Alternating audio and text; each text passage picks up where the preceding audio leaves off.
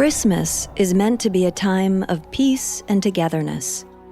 During World War I, soldiers on the Western Front famously stopped fighting to play football and sing carols together.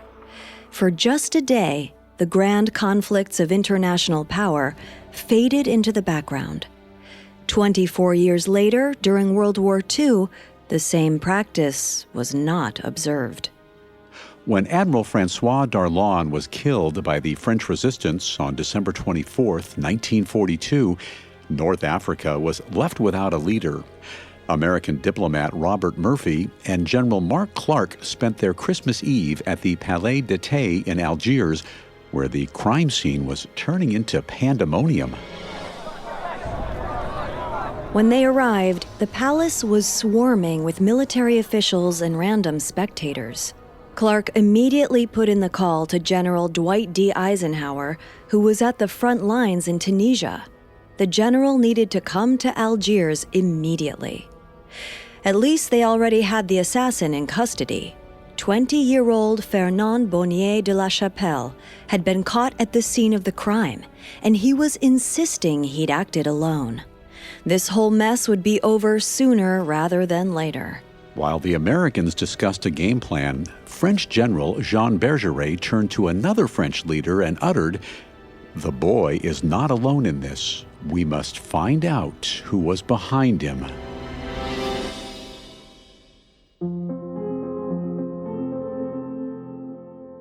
One death can change the world. At least that's what assassins believe. Welcome to Assassinations, a Parcast original. Every Monday, we examine the famous assassins of history and the men and women who were assassinated. I'm your host, Bill Thomas. And I'm your host, Kate Leonard. You can find episodes of Assassinations and all other Parcast originals for free on Spotify or wherever you listen to podcasts. To stream Assassinations for free on Spotify, just open the app and type Assassinations in the search bar. At Parcast, we are grateful for you, our listeners. You allow us to do what we love. Let us know how we're doing. Reach out on Facebook and Instagram at Parcast and Twitter at Parcast Network. And if you enjoyed today's episode, the best way to help us is to leave a 5-star review wherever you're listening. It really does help. This is our second episode on French military leader Admiral Francois Darlan, who was shot and killed by the French resistance on December 24, 1942. Last week, we spoke about Admiral Darlan's rise to power in French North Africa during the German occupation and his deal with the Allied forces. Eventually, his refusal to turn over power to the Allies led to his assassination by French resistance fighter Fernand de la Chapelle. This week, we'll dive into the aftermath of Darlan's murder. We'll discuss de la Chapelle's motives and the others who might have been involved in the intricate plot to kill the admiral.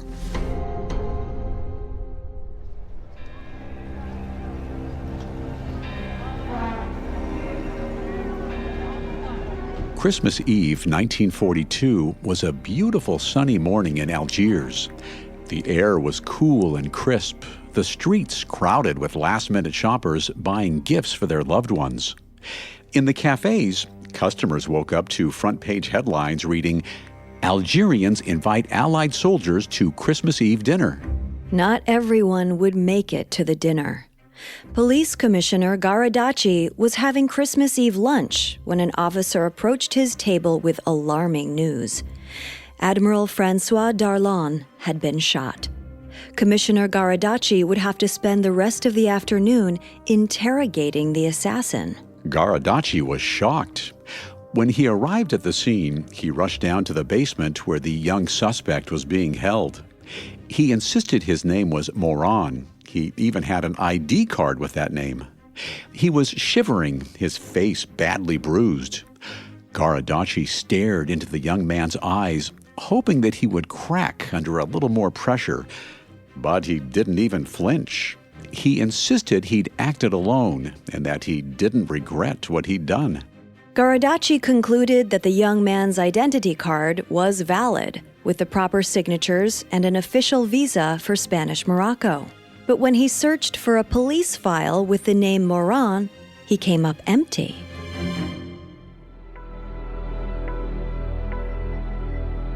As the day turned into night, Garadacci was still baffled. Finally, the chief of police, Commissioner Esquer, arrived with more news.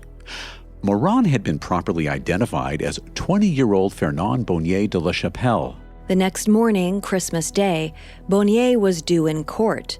An hour before the arraignment, an order for his coffin was already placed. His sentence was all but set. Standing before the judge, Bonnier once again insisted that he acted alone without any co-conspirators. He looked straight into the judge's eyes and said all he did was bring justice to a traitor who stood in the way of the Union of France. Bonnier's lawyer tried to argue that he needed more time to defend his client, but the judge didn't want to hear it. Bonnier had been found with a gun in his hand. He had admitted to planning the crime in advance. That was all the court needed to convict him.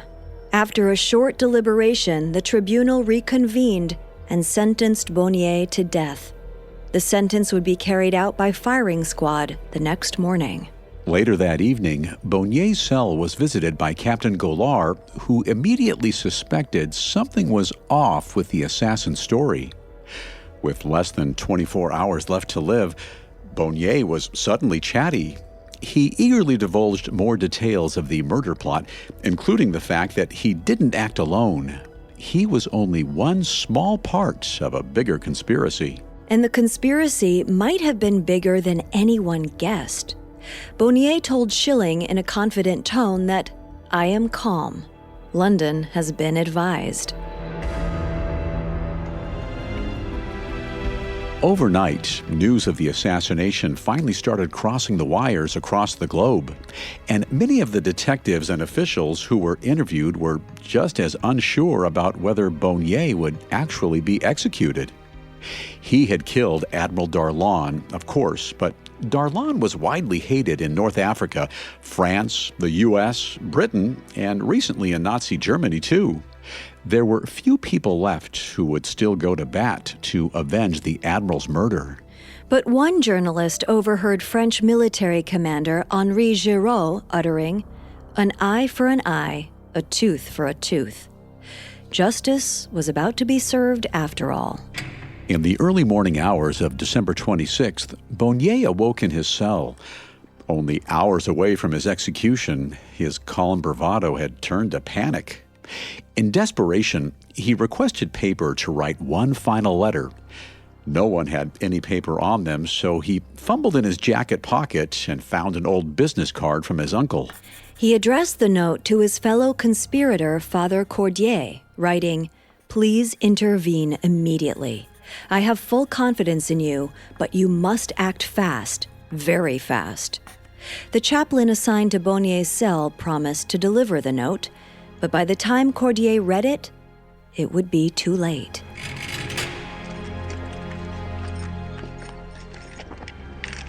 Police escorted Bonnier out of his cell and into Usende Square. As he walked, Bonnier peered up toward the balconies and rooftops, hoping that his allies would intervene at the last moment. They didn't. Bonnier took his place stoically against the firing pole.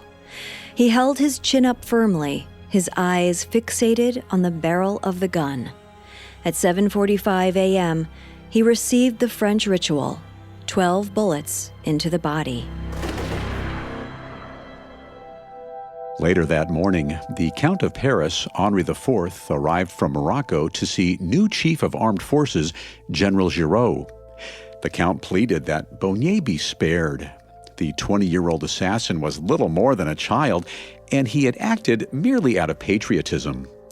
Rising from his chair, Giraud leaned close and informed the Count that, in accordance with the law, the court had already executed Bonnier earlier that morning. But Bonnier's death was only the beginning. In the wake of his execution and his deathbed confession, word was starting to spread that he hadn't acted alone. The question now wasn't whether there had been a conspiracy, it was how high the conspiracy went. We'll look into the theories about Darlan's assassination right after this. Now, back to the story.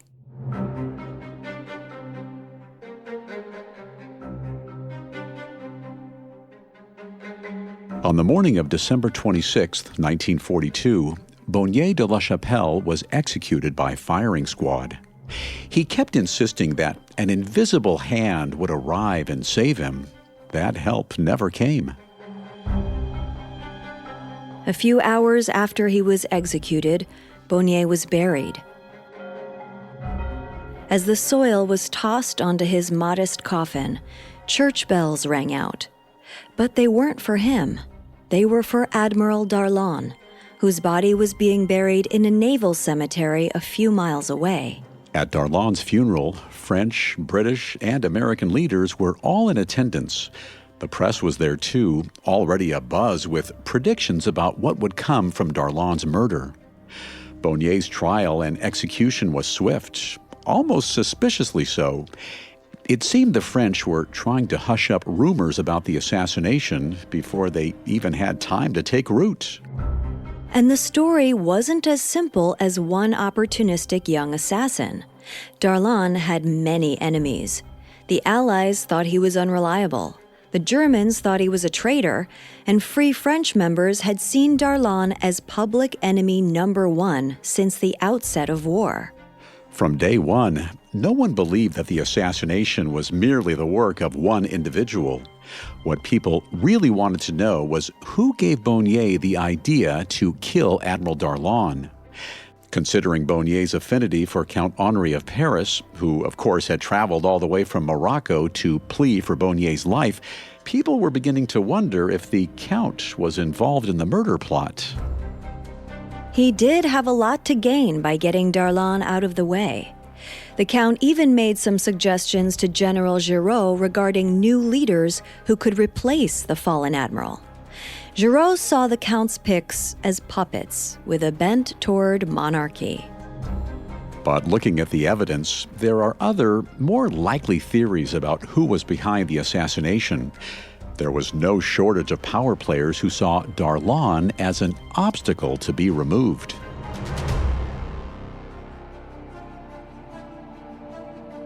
During the investigation, eyewitness testimony revealed that Bonnier had actually visited the Palais d'Été earlier on the morning of the shooting, before making the second trip where the plan actually went off.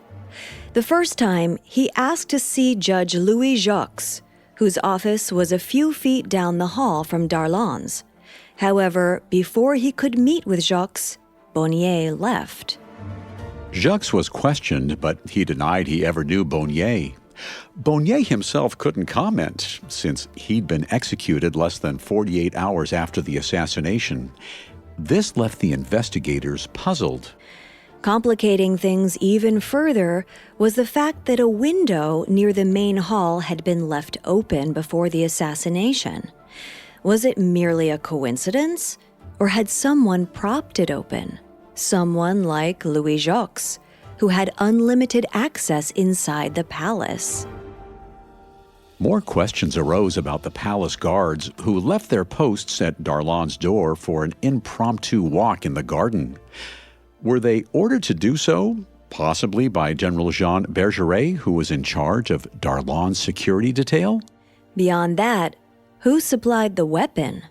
Who had given Bonnier the false passport with a visa bound for Spanish Morocco? Someone with power and access had to be behind this. Investigators turned to another lead. Witnesses had seen 3 men driving with Bonnier to the palace that morning. The driver, Mario Fevre, had also driven for the Count of Paris on a few occasions. He was also involved in the November 8th invasion by the Allies and French resistance. This seemed to suggest that either the Count was directly involved, or at least other higher-ups in the resistance were. Also in the car was the oldest son of French resistance leader Henri d'Astier. This would explain why the car in question belonged to d'Astier's chauffeur. The prospect of a resistance-wide assassination plot was nearly undeniable now, and only a few days into the investigation, another clue would point to exactly who was involved.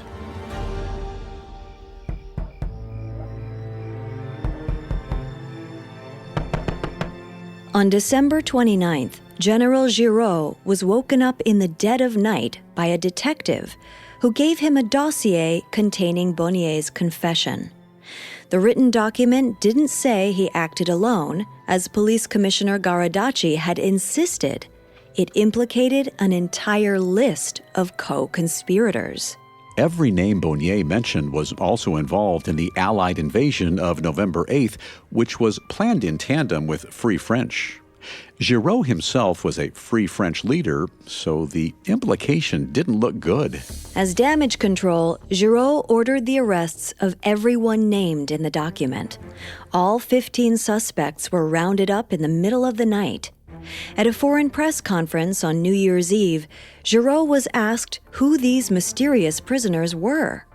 He refused to give any names, but he hinted that some of them were Axis agents, an absurd charge to cover up his association with the conspirators. Beyond the public relations aspect, the arrests were meant to ensure no future killings were planned. The prisoners were told they could be released if any other political upheavals were abandoned. How Giraud planned to enforce this deal is unclear. On January 10th, Police Commissioner Garadacci grabbed the spotlight by unexpectedly arresting 2 more conspirators, Father Cordier and Henri Dastier. Everyone was perplexed as to how Garadacci had suddenly uncovered this intel. His own interrogation had concluded that Bonnier was the sole assassin. But the next evening, Garadacci searched Dastier's house and found ample evidence to support his new theory. The police found $38,000 in cash, worth approximately $600,000 today, and a dummy front page from an Algerian paper stating the Count of Paris would soon be in power. This further implied that the plot to kill Darlan was meant to restore power to royal blood. Meanwhile, the prisoners who'd been arrested by Giraud were revealing very little, particularly about the roles of Father Cordier and Dastier. But as Father Cordier himself was being interrogated, it became clear that his relationship with Bonnier was deeper than he'd previously let on. At first, the 30-year-old Jesuit priest claimed he only knew Bonnier in passing, occasionally seeing him at Henri Dastier's house. Eventually, he admitted that he supervised the assassin's holy absolution on the morning of December 24th. He claimed he didn't find out about Bonnier's plans until the news broke later that evening. But with the details of Bonnier's confession out in the open, no one was buying it. Father Cordier and Henri Dastier were charged with conspiring in Darlan's assassination. According to the police, their motive was to replace the corrupt Darlan with Henri, the Count of Paris. It turned out that Commissioner Garadacci had hidden Bonnier's real confession in the hopes of blackmailing Henri Dastier with the information. As political power transitioned into Allied hands, resistance leaders like Dastier were about to become very useful. With the truth finally revealed, a series of conspiracy theories swirled about who else was involved in the murder. Were Bonnier and his associates rogue agents, or was the Count of Paris himself involved? Was it a sanctioned act by Free French or even British or American intelligence? We'll discuss the lasting impact of Darlan's murder right after this. Now, back to the story.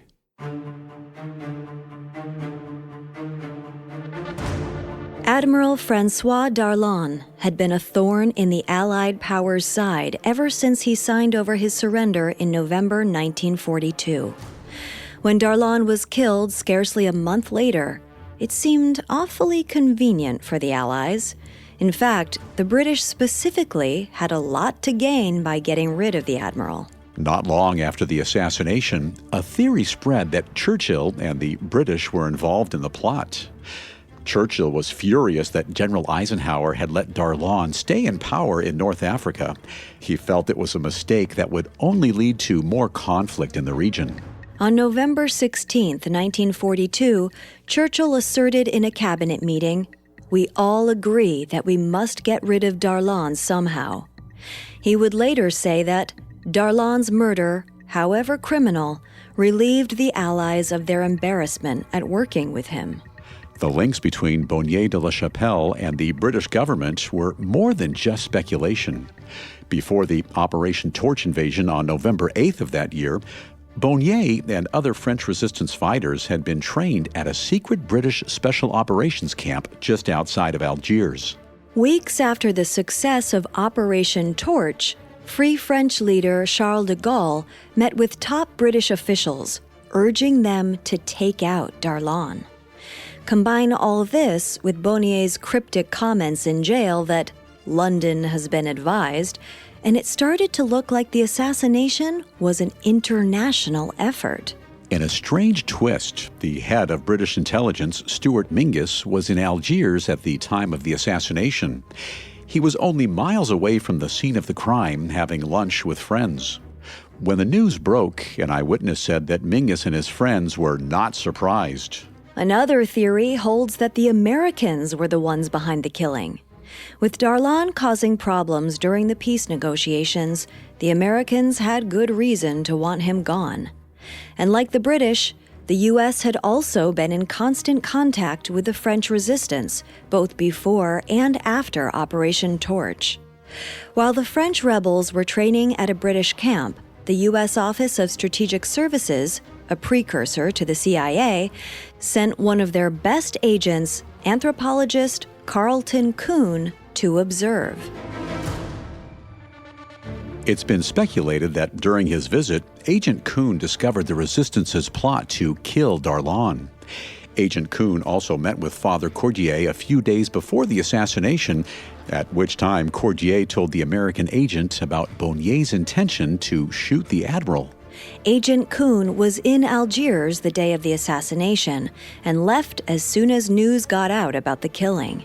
And it was later revealed that the gun Bonnier used to kill Darlan actually belonged to the American agent. But if Carlton Kuhn was involved in the plot, it doesn't necessarily implicate the entire OSS. The station chief in Algiers, William Eddy, had been wary of Agent Kuhn's ties to the resistance for a while. In fact, he first began to suspect something was off when Kuhn told him that he supported political assassinations during wartime. During his time with the OSS, Kuhn also wrote, "There must be a body of men whose task is to throw out the rotten apples as soon as the first spots of decay appear." If Agent Kuhn believed Darlan was a problem that needed to be rectified, he might have gone rogue and forged ahead without any support from his higher-ups. Whatever happened, the assassination did end up solving a lot of problems for the Allies. Most British and American leaders were relieved that the Darlan deal, which gave him control of all of French North Africa, was now nullified. American General Mark Clark expressed his apathy. "Darlan's death was, to me, an act of providence. It is too bad he went that way, but strategically speaking, his removal from the scene was like the lancing of a troublesome boil. He had served his purpose, and his death solved what could have been the very difficult problem of what to do with him in the future." With Darlan out of the way, General Giraud took command over Algiers. President Roosevelt appointed General Eisenhower as Commander-in-Chief of Allied forces in North Africa. Eisenhower soon confirmed Murphy as State Department representative in charge of civil affairs for the region. With Algeria now under control, the French resistance could now pivot their focus toward Tunisia. Some even went to England and aided Free French members with military operations in Europe. As for the Allies, North Africa was an ideal base for Allied military operations due to its close proximity to southern Europe. Their access to the region altered the fate of the war. Nearly 2 years after Operation Torch, in June of 1944, the Allies and Free French came together for another operation, the invasion of Normandy. While the battle was fought in northern France, Free French leader Charles de Gaulle was in London planning the new provisional French government. De Gaulle would serve as the new government's chairman. On August 25, 1944, Germany surrendered Paris, and de Gaulle re-entered the city for the first time in 4 years. It was an emotional homecoming. With France liberated, the resistance factions that had been ideologically divided could all come together for the shared goal of rebuilding their country. And with victory in hand, the rebels who'd been vilified as traitors were now embraced as heroes, including Francois Darlan's assassins.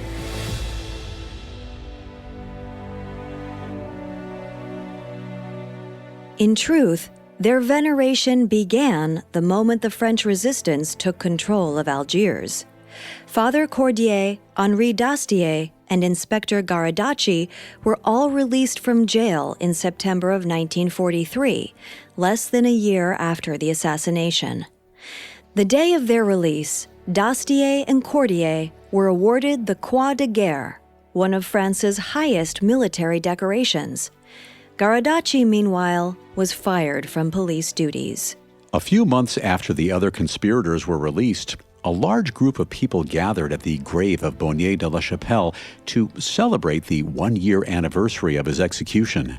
In 1945, French courts exonerated Bonnier, claiming that his act was, in fact, toward the liberation of France. He'd come out on the winning side of this battle, even if he didn't live to see it. But what would the world be like if Darlan hadn't been killed in 1942? Would the course of history be changed with this single Vichy France leader still in power? Darlan would have continued to be a major problem for the Allies, questioning their every move as the war heated up in Europe. He did technically agree to work with the Allies, but his word was less than reliable. He'd reneged on his armistice deal with the Germans in 1940. Perhaps he would have done the same with the Darlan deal. While Darlan was definitely more of an opportunist than an ideologue, he had a long and respectful relationship with the Vichy head of state, Philippe Pétain. With Darlan in charge in North Africa, it's likely that he would have tried to keep the region under the oppressive and anti-Semitic Vichy laws. But it's unclear how well he would have succeeded. The only thing keeping him in power was his usefulness. With the Allied forces occupying Algiers, the U.S. or Britain could have asked for his resignation at any time. Darlan was strong-minded, to say the least. There is a possibility he wouldn't have gone quietly. He could have tried to start his own war with the occupying forces, or asked for unreasonable concessions that would end up strengthening his own power at the expense of the Allies.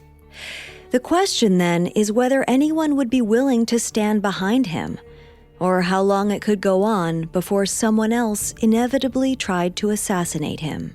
With Admiral Darlan gone, North Africa instantly fell to the Allies, paving the way for a victory. Within 3 years, Vichy France was dissolved entirely. The assassination, though, did not disappear from the collective memory. Bonnier's crime and Darlan's reign in North Africa had one thing in common. They were extensions from men who possessed a fervent patriotism for France. Because Darlan wasn't there to impede the Allies, they were able to control North Africa and shift their focus toward Europe. And though it wasn't a key event, Darlan's assassination paved the way toward the Allied victory.